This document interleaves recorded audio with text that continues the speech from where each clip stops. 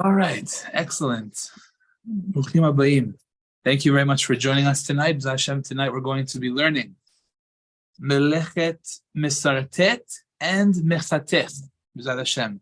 2 Melachot, and if there's time, we'll do more.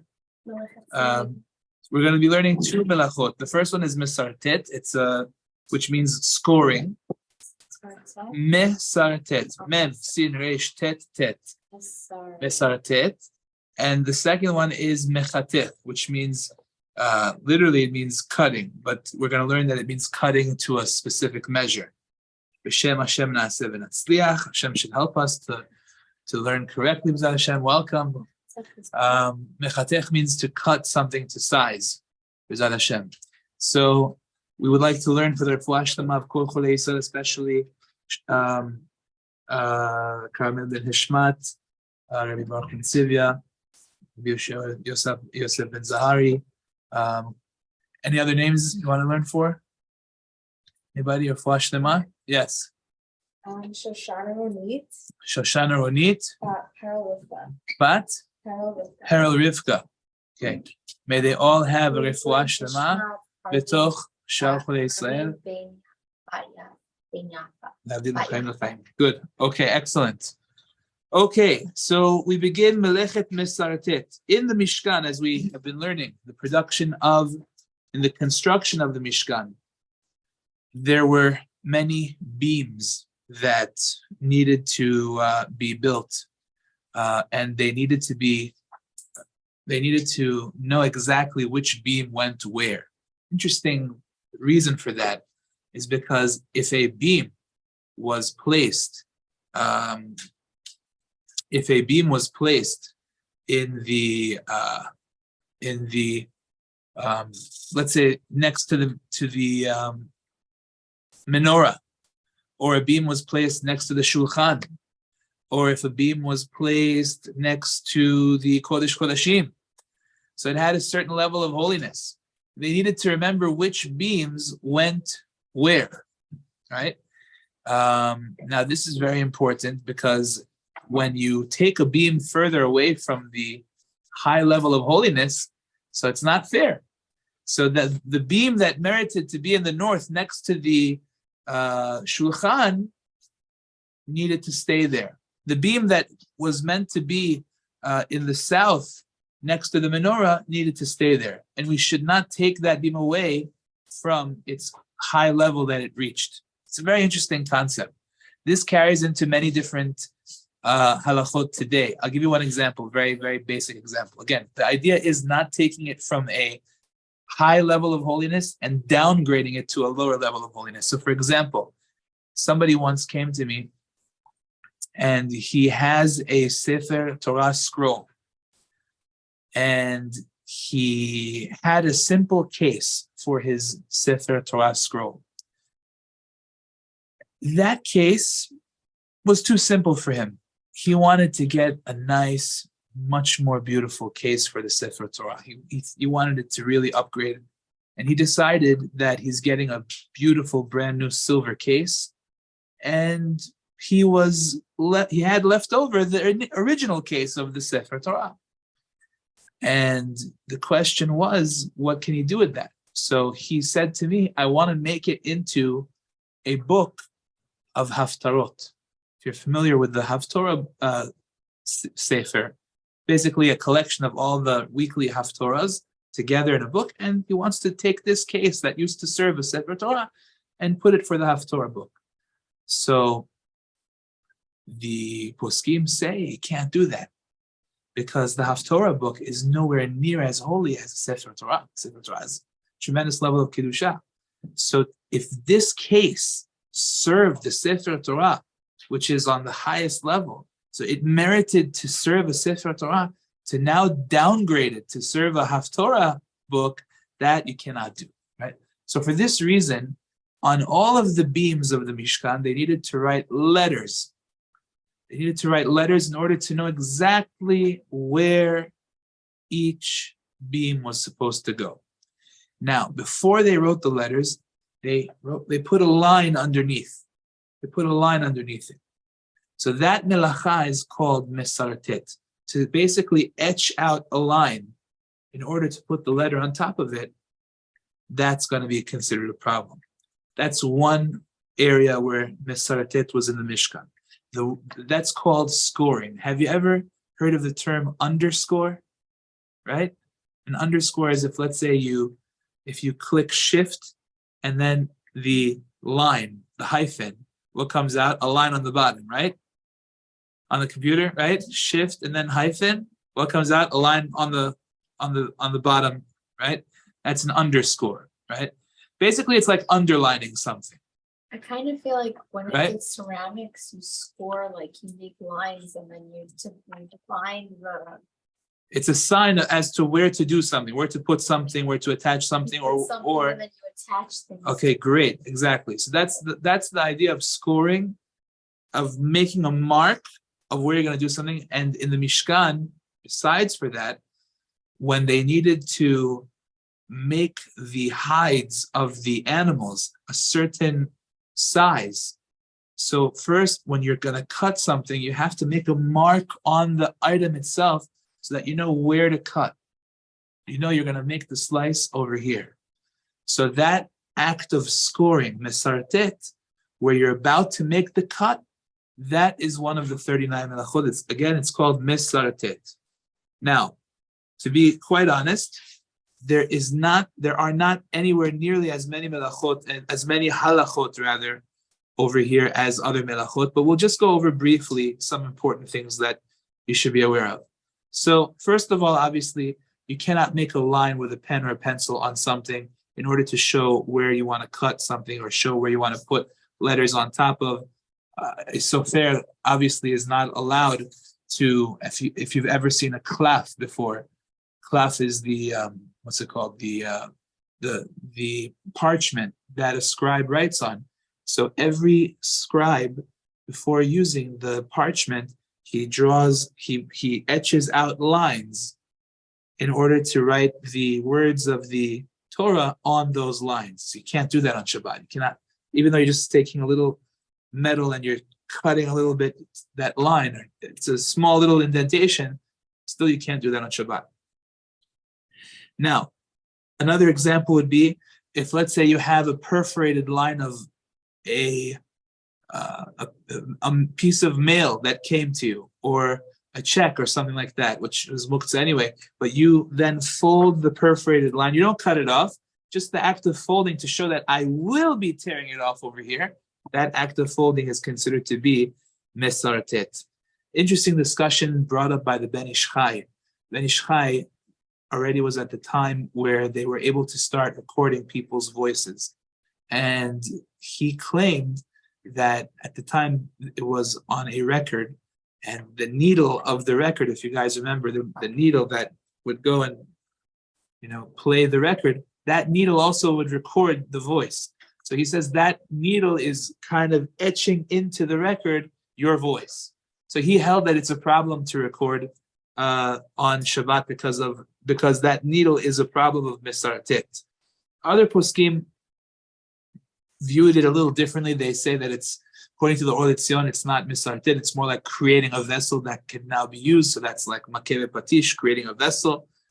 Chacham Ovadia didn't think it was that serious. He felt it was just what we would call molid kol, creating a voice in something.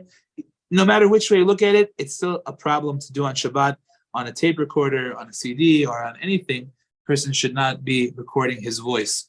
I know somebody, he told me that his father somehow got a recording. Somebody had the audacity and the nerve to take a tape recorder way back when and to hide it under the teva.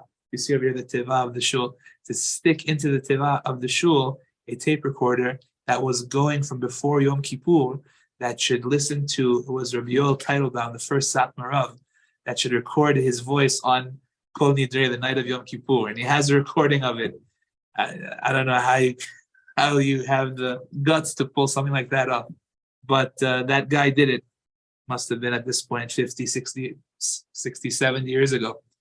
So no question that had the rabbi known that that's what's going on, he would not have done anything. Meaning he wouldn't have done the Kal Nidre because you can't do it. You can't do it into the tape recorder. Okay. But that's considered to be a problem, according to the Ben Ish Chai, at least, of Mesartet. Fine.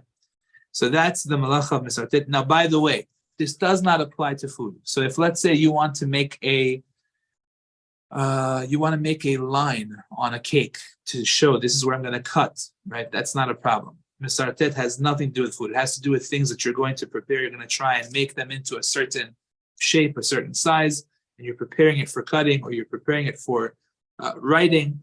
That would be a problem of Mesartet. Other things like food would not have that issue. Okay, great. Okay, that's with respect to Mesartet. Now let's move on to Mechatech. Mechatech is the melacha of cutting things to size. Cutting things with the intention of having a specific size in mind. Okay, very important. This was in the construction of the Mishkan, which I repeat, all the Melachot of Shabbat we learn from the construction of the Mishkan. So in the construction of the Mishkan, whatever they did to build the Mishkan, that's what we can't do on Shabbat. They needed to cut the hides of the animals, namely the ram and the tachash animal, which had a hide which was full of colors.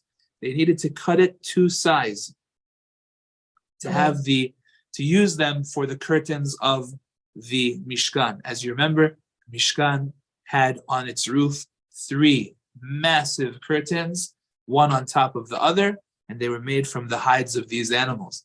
So you needed to cut it to a specific size. Now remember, that is key to understanding this melacha. It must be, in order to violate this melacha on Shabbat, it must be that you're looking for a specific size. Okay? If you happen to rip something, and that's beneficial to you in some way, but you don't care about the size, that could be a problem, but it's not Mechatech. For example, a person that is ripping dental floss, right? You know that kind of thing? You pull out the dental floss, and now you have this thing. So that would not be Mechatech. It's probably something we would call korea, tearing or ripping for the purposes of something constructive, but it wouldn't be Mechatech because you could care less about the size. You don't care if it's 3 inches or 4 inches or 5 inches. You just need a piece of dental floss, and therefore, when you have it, you're good. You don't care about measurements. Mechatech is all about when you need a specific cut, a specific size. That's what Mechatech is about. Okay. So the idea over here is whenever you cut something in a precise way, where you need that exact measurement, the poskim consider that to be Mechatech. I'll give you an example. For the longest time, this is something that I think is applicable. For the longest time, Bounty paper towels, okay, had a one size paper towel sheet. It was quite large, right? You would pull it out, right? And when you pull that paper towel, it's a nice big square, right? Familiar? At a certain point, people, I guess, wrote to them or did some, I don't know exactly how this happened. But what they did was they then put a perforated line in the middle of that square, now giving you the option of, instead of cutting the whole big square, you can now take half of it instead, right? So you are now choosing that you want this size. You don't want the big size. You want the half size, right?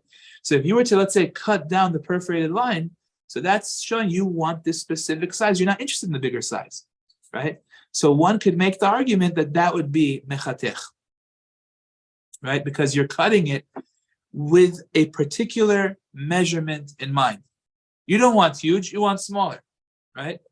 Now, one could also make the argument that, well, listen, it may be that I want smaller, but I don't necessarily need 2 or 3 inches. I don't necessarily need 5 inches. I just don't want huge. So I want smaller. So I'm presenting you with both sides of the argument as to whether or not to consider it Mechatech. Regardless of whether we call it Mechatech, it will be forbidden. The reason that it will be forbidden is because even if we don't call it Mechatech, being that it is constructive, it's me tearing for a constructive purpose, so then at least it would be some form of creating something constructive for me, which is a problem of at least a rabbinic form of Mechatech or of tearing, which we learned already, Korea. I believe we talked about that already, right? So for that reason, either way, it is prohibited. But those are both sides of the argument. Now, those both sides of the argument are important to remember because they're going to take us throughout every single example that we have to offer tonight. One side of the argument, again, is going to say, look, you're looking for something specific. You're looking for a specific cut to this, let's say, tissue box. Here's a beautiful tissue box, right? And you want to cut this part right here. And there's a perforation right there so that you can open it up and cut it beautifully. So you're looking for a specific cut over here. That would be Mechatech. Others will tell you, no, it's not Mechatech. You know why? Because you could care less about the size of this thing. You don't need a specific size. You don't need anything. You don't need inches. You don't care. You're just trying to open up the tissue box. Okay. So what do I personally do? So either way, we would tell you, being that you are creating something over here, it's probably better to avoid it. But I will tell you that many poskim hold that once you're using perforated lines, many poskim hold it is considered to be mechatech. So for that reason, we stay away from perforated lines on Shabbat. So let's just kind of come to that conclusion. So for example, instead of opening up the tissue box this way, if you were to, let's say, open it up from here, you'd be in a much better place. You see the side thing? Of course, obviously, it'd be the best thing to open up the tissue boxes before Shabbat. I tell the cleaning lady here in Shul, before Shabbat every week, please go around to all the bathrooms, make sure there are tissue boxes that are open and ready for use, right? For everybody who needs the tissue. So you can say the same thing to whoever is in charge of the tissues in your house, right? Yeah. What if you do it in a destructive way? Yeah, definitely. If you do it in a destructive way, there's the perforated lines in a destructive way. If you do it in a destructive way where you're tearing the whole thing apart, or even not the whole thing, but just like the top in a destructive way, then that would be fine. Correct. But some people open it from the side because that way you're not doing it to a certain size. You understand what they're saying is it's a size. You're looking for this particular opening. You're looking for this particular size. You're not trying to do larger than that because this is the size you need. So that's the claim they're making, that would make it considered mechatech. What about food, like a fruit roll-up? What? Like, what about food, like a fruit roll-up? Like, sometimes they have, like, cut edges. Oh, good question. Excellent question. So the Mishnah Berurah says that Mechatech, just like we said about Mesartet, that it does not apply to foods. So nothing Mechatech does not apply to foods at all. If you want to cut the cake to a certain size, certain slice, a certain, even if you want it to be exactly a 5-inch thing or a 10-inch thing, whatever it is, by foods, it does not apply. So there is no problem by foods. Okay. So let's give an example of perforated lines. So before Shabbat, you want to make sure that if, let's say, you have a roll of garbage bags, okay, and the garbage bags are attached by perforated lines in order to get one off of the other, so then you want to detach them before Shabbat. If you have baby wipes that are attached one to another by perforated lines, then you want to detach them before Shabbat. If you have plastic tablecloths, some people have a big roll of plastic tablecloths that you just roll one off from the other, and you cut the perforated line, and now you have a new tablecloth that you want to take care of before Shabbat. You don't want to do that on Shabbat because you're cutting it to a specific size. And the paper towels, exactly. You want to cut the paper towels before Shabbat. Could you always ask a goy to do it for you? No. If you think that this is something that is an isur, then you cannot ask a goy to do it. But I thought you said, like, if you have a housekeeper, they could do vacuuming for you. I didn't ask the goy to vacuum. You don't have, but if I asked the goy to clean. To clean. Now, that is not a melacha because you could technically sweep, right? You could technically sweep my floor. I didn't ask you to vacuum. right? Now you choose to vacuum to make your own life easier. That's your prerogative, as long as my neighbors are not hearing me vacuum, because they might think that I'm vacuuming, right? That's a problem, right? That's a separate problem. Now, so let's go back to some more examples. So we said garbage bags from each other, plastic tablecloths, baby wipes, paper towels, toilet paper, right? On the exact perforated line, according to many, is considered to be Mechatech. Now, again, yes, hi. Sure. Toilet paper, cutting the toilet paper on the perforated line. If you have garbage bags that are attached to each other on a perforated line, plastic tablecloths on a plastic tablecloth roll that you pull and then you tear off of each other on a perforated line, baby wipes that are together, right, that are attached. If you need to detach them before Shabbat, detach them before Shabbat. But paper towels. Yeah. Well, wouldn't the Shabbat, like they have Shabbat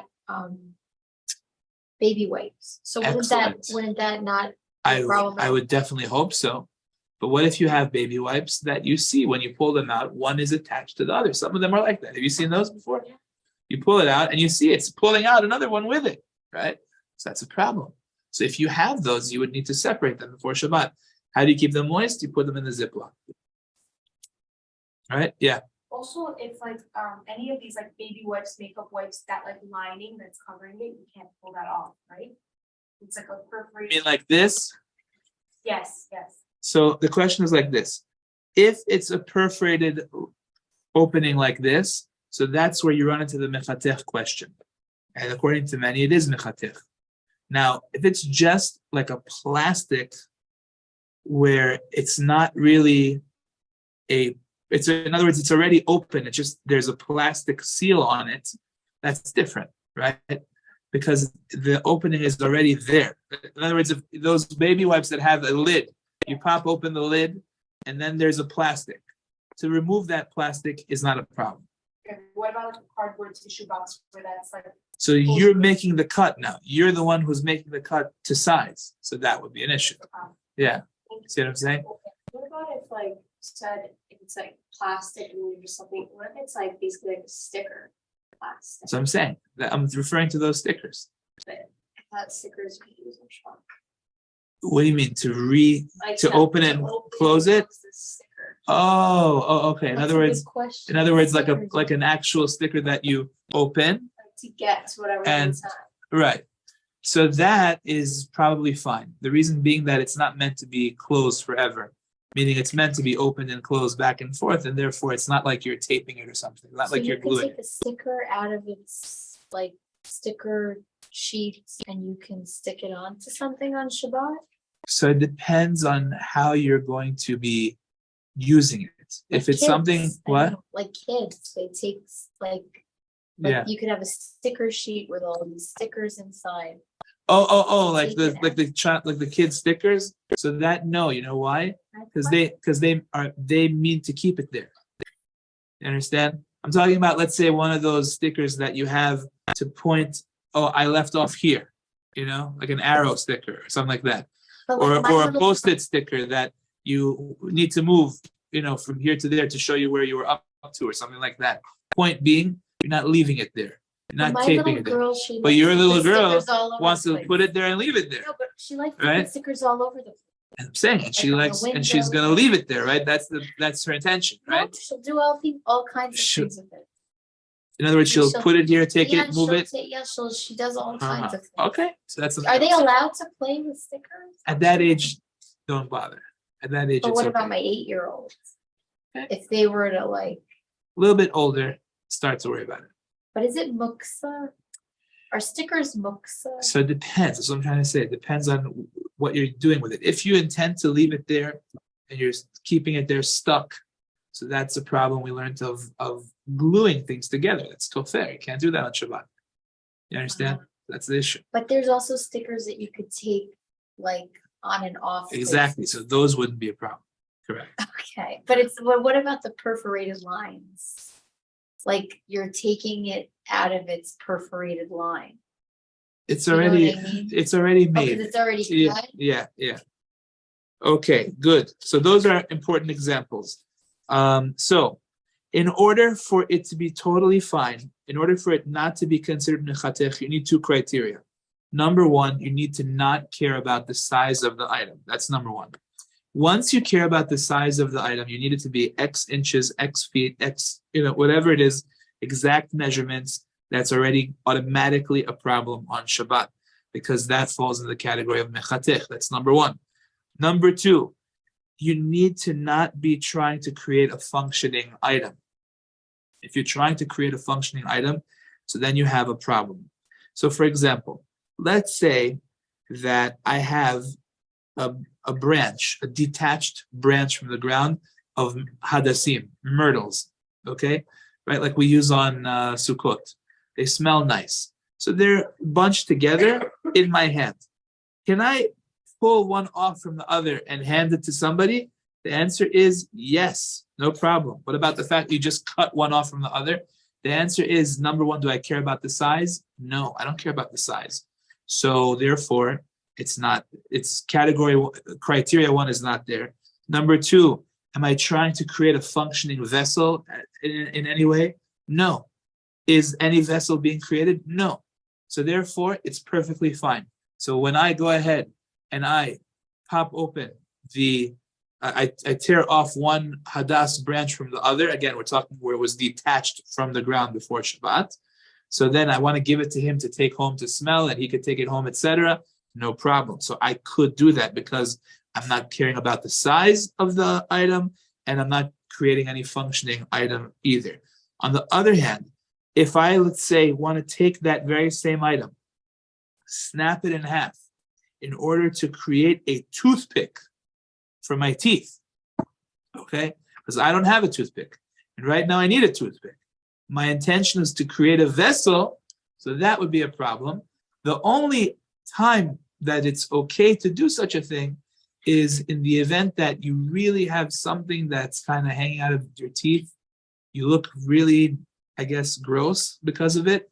And you are in a place where you could not have prepared one before Shabbat. For example, you're a guest in somebody's house and he doesn't have toothpicks and you are stuck and you look nasty and you need to get this piece of dangling meat out of your teeth, which everybody sees that there's meat dangling out of your teeth and you look terrible, right? So in such a case, you could grab the hadas from the guy's thing, snap it and use it. Why? Because there's a concept, like we said, called kavod haberiot, which we've mentioned in the past, which means human dignity. If there was no way for you to be aware of this ahead of time, you couldn't have prepared one ahead of time. So then the Mishnah Berurah says you could snap it in half and create your toothpick, even though you're making a vessel on Shabbat, but it's considered to be okay because of the human dignity element, which pushes off rabbinic violations. This is considered to be rabbinic. Why? Because it's not the normal way of making toothpicks. Why is it not Mechatech? Let's go. Who could tell me why is it not Mechatech? No perforated line. Meaning, and what's the idea of perforated lines? You didn't intend to create two. Exactly. I'm not looking for a particular size. That's the key. Mechatech by default means you're looking for a particular measurement, a particular size. That's the key for Mechatech. If, let's say, I need a particular size in order to get that piece of meat out of my teeth. Let's just say, for argument's sake, you need it to be exactly 1 inch. And now it's nasty. And everyone's saying, get that thing out of your mouth. It's gross. We can't look at you. We're going to throw up, right? And now you need it to be exactly the right size. Can you cut it in that way? The answer is no. Why? Because now it's the right. Now it's Mechatech. You need the exact size.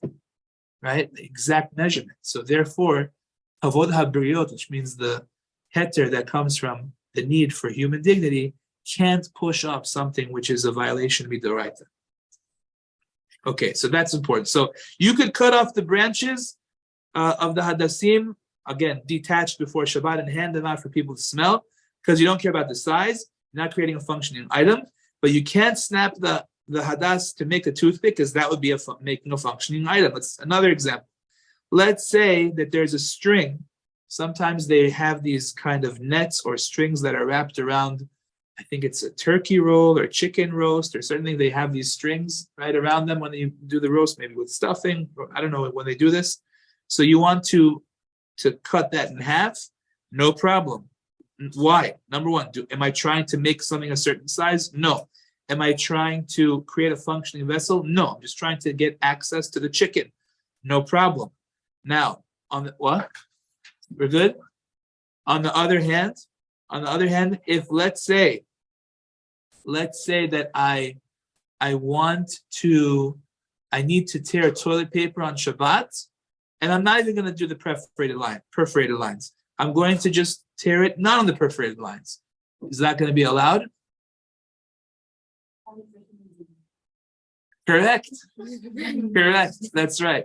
So just what we would say stamazoi, meaning just like that, it would not be allowed, right? If you have tissues over there and you happen to prefer the Charmin or whatever, that's what you like. So then, sorry, but you can't rip the toilet paper, right? You got tissues right there. You're good to go, right?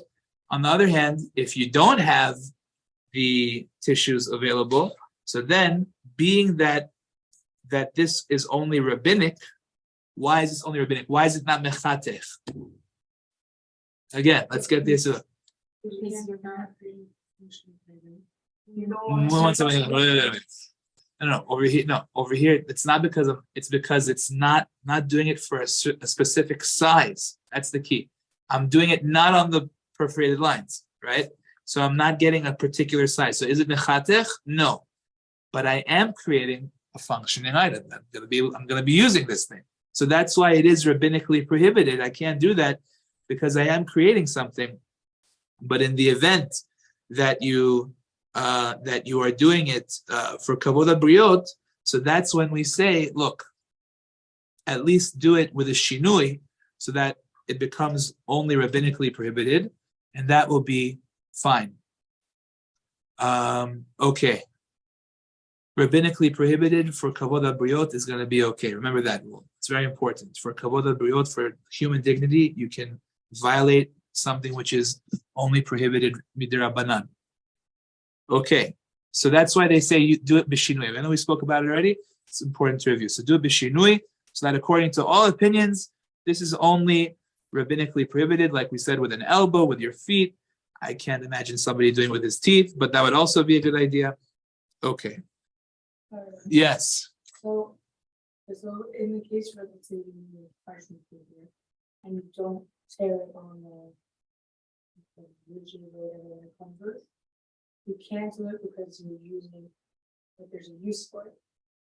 Parchment paper is what you put on the trays. Yeah. Okay, so So you can't do it comes on a roll.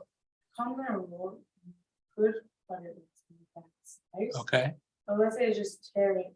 right. On that side. So I'm making a functioning vessel though. So therefore But it's someone wrong. like rips a paper in half just. So it's if you're doing it for in other words, that would be considered destroying, which destroying you're not supposed to do on Shabbat. However, if there's a reason that you need to destroy, for example, let's say it's to open up a cereal box, to open up a bag of sugar, to open up whatever it may be. So then that would be okay. But even if it's like so like let's say you rip the sugar and then so then you have to do the vessel. So that's excellent. It's a great question. The answer is over there, I'm not ripping it to a certain size, and it was already containing the sugar. In other words, it was already a vessel ahead of time. Yeah. So therefore, I'm just trying to gain access to it. So that's why that's okay. Yeah. So to her question, Mhm. then the sugar has like those plastic tabs and any container packs that you punch it in or out and it pops out and then you come to the spout. Oh, like the milk cartons that you make a spout out of it. It's like the salt also, like a Yeah, the metal salt. cap, you have to like pop it out. Oh, the metal on the top of the salt Or it's that like- you pull out, and then you pour from that metal tab. Perforation inside. I can't explain it. So it's like a Okay. plastic. Yeah. You have to, it's already perforated. Okay. You have to either punch it in or like pull it out, and then it becomes a bowl. And it becomes like something you can pour in. It's a nice question. Okay. But for food, So- doesn't it not So matter? so that sounds like a question with different opinions about that. There are different opinions about when you make a particular size hole to be able to pour things in and out, like a Coca-Cola can, stuff like that. Hashem will get there. There's a whole big question about stuff like that. Excellent, beautiful. We'll get there. Leave that. Remind me when we talk about makeh patish. We'll talk about that too. Leave that there. Excellent.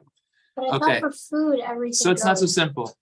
It's not so simple. Yeah, we'll get there. We'll talk about it. It's a big machloket between the poskim. Some are lenient, some are strict. We'll talk about it. Yes.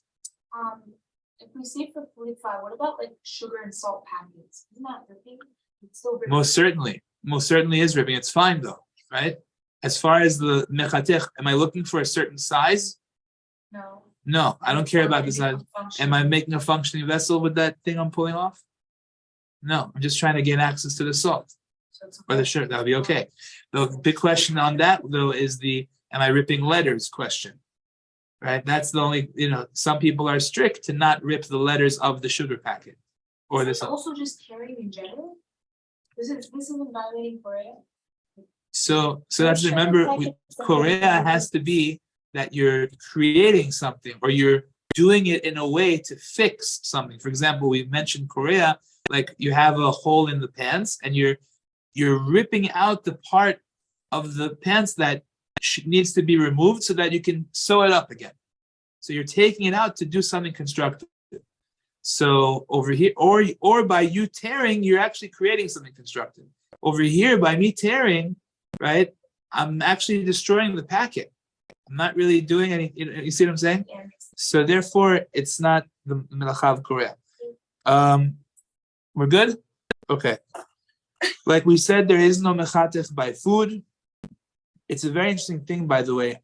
This is a point that I really like to make about Shabbat in general.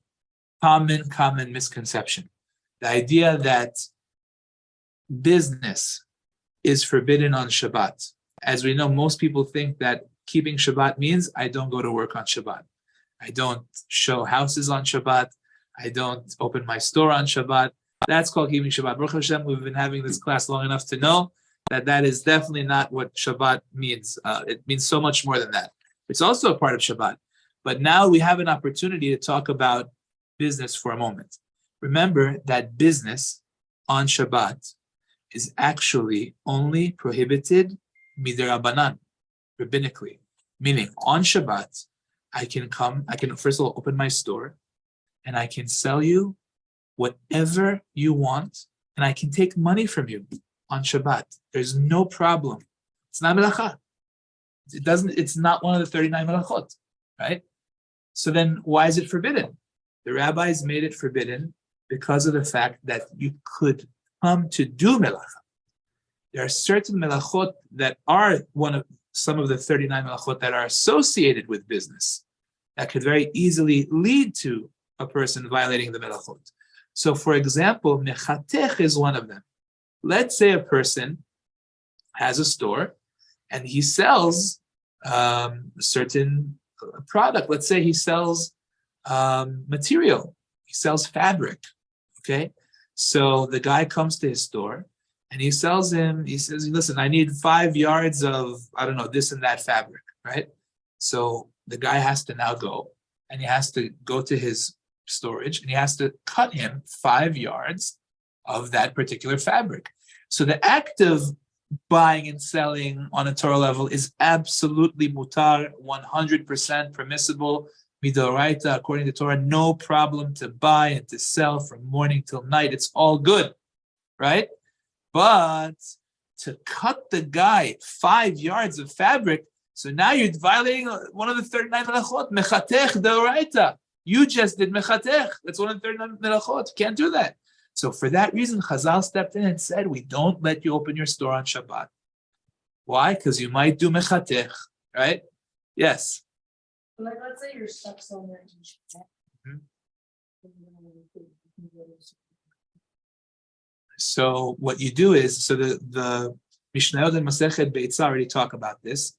And as a matter of fact, the rabbis permitted Jews to have their shops available for people on Yom Tov, so that they should be able to come on Yom Tov and get food on Yom Tov.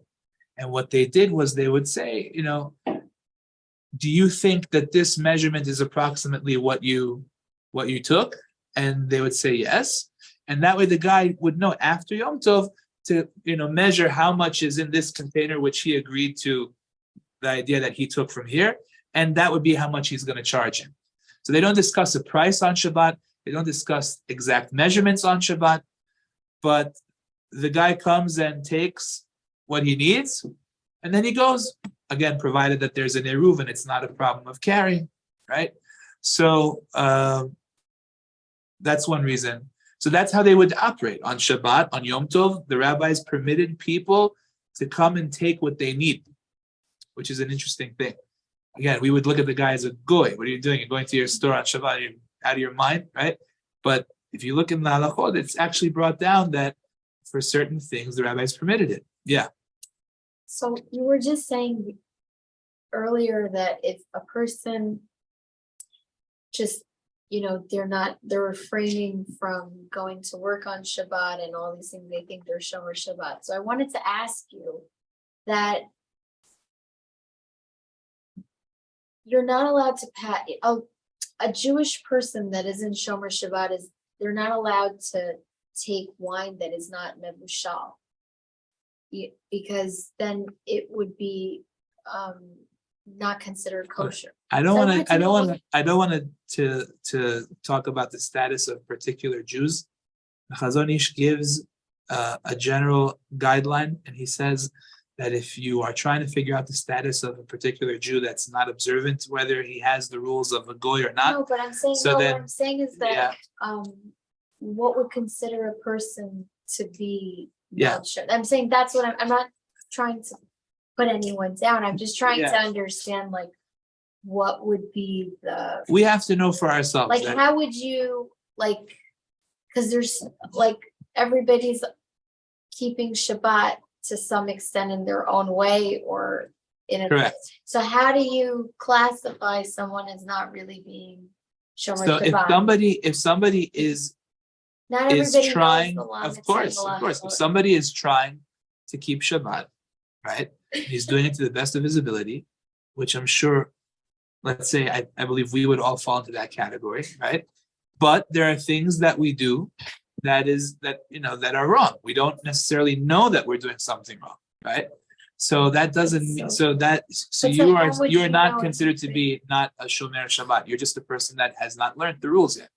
But how would you know whether or not that person could, take that wine and because so that person is 100% not going to make your wine not kosher. Okay, the reason being the person wants to learn Shabbat, wants to learn the rules of Shabbat. He just doesn't know all of them yet, right?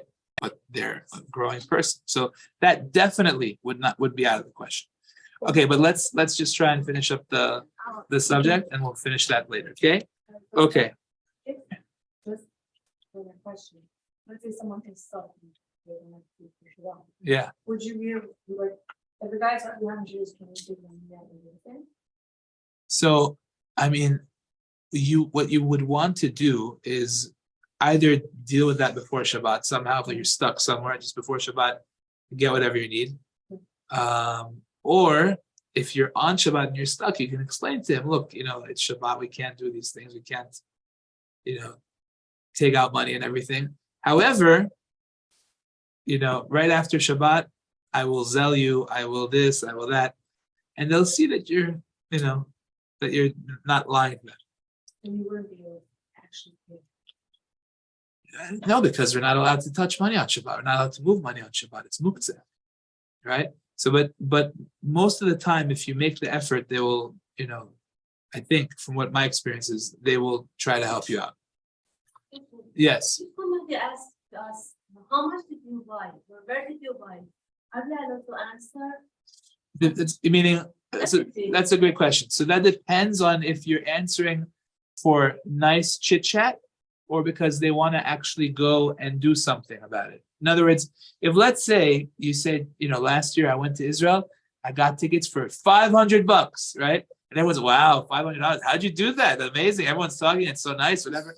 But nobody is getting tickets now for $500, right? So it's an irrelevant conversation. In other words, it's idle chatter. You're talking, but it really is not something that anybody is about to go and do. It's no problem. I got the tickets for $500.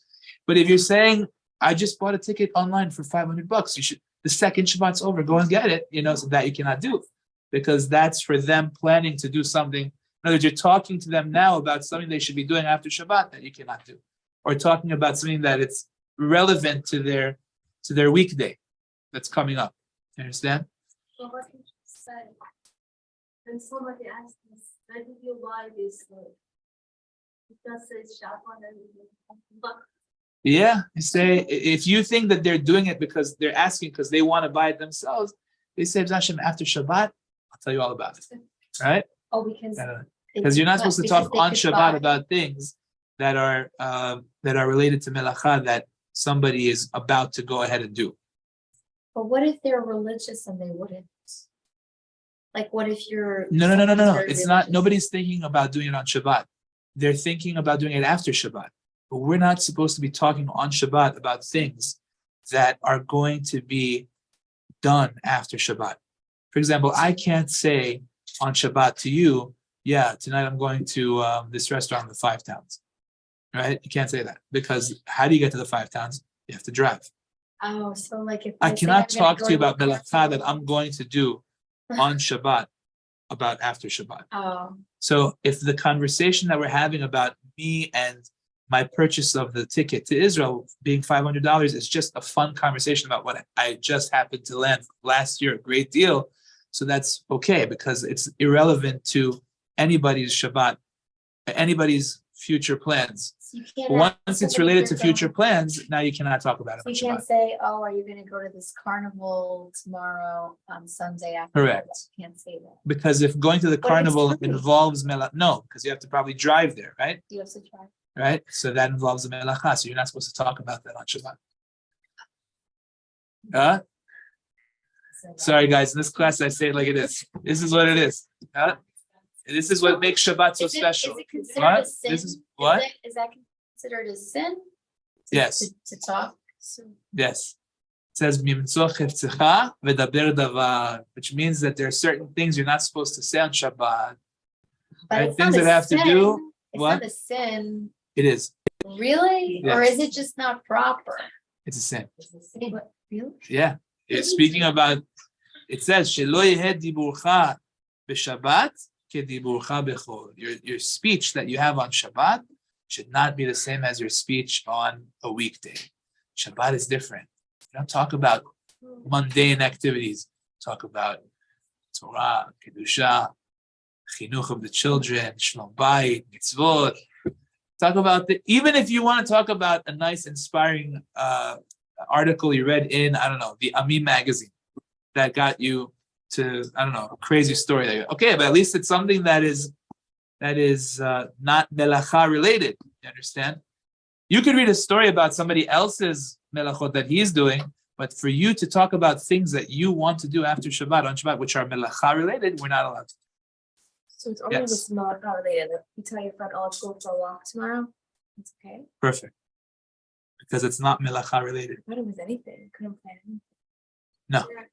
Melacha related things you can't talk about. But I Okay? never thought this is a sin.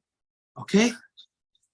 Okay, so just getting back to the idea of business, but I want to just point out there's one other reason that the rabbis made business asur on Shabbat, which is related to the melacha of writing, which is the next melacha that we're going to learn, bli neder, melacha of kotev. Often enough, people write down their inventory. I sold X, I made Y, I have this and that left over. They write it down. That's also one of the avot melachot, because in the Mishkan, like we said, they wrote down the letters of the beams to know which beam went where, so that this beam was closer to the menorah, or this beam was closer to the shulchan, this beam was closer to Kodesh HaKodashim, that they remain in the space that they were originally set. So that writing is a prohibited act. So Chazal, because of the prohibition, the fear that somebody may come to write on Shabbat, that's why they made business asur. But again, the business itself, the act of buying and selling and trading and all of that technically on Shabbat is not a problem. It's what those things could lead to. It could lead to Mechatech. It could lead to writing, kotev.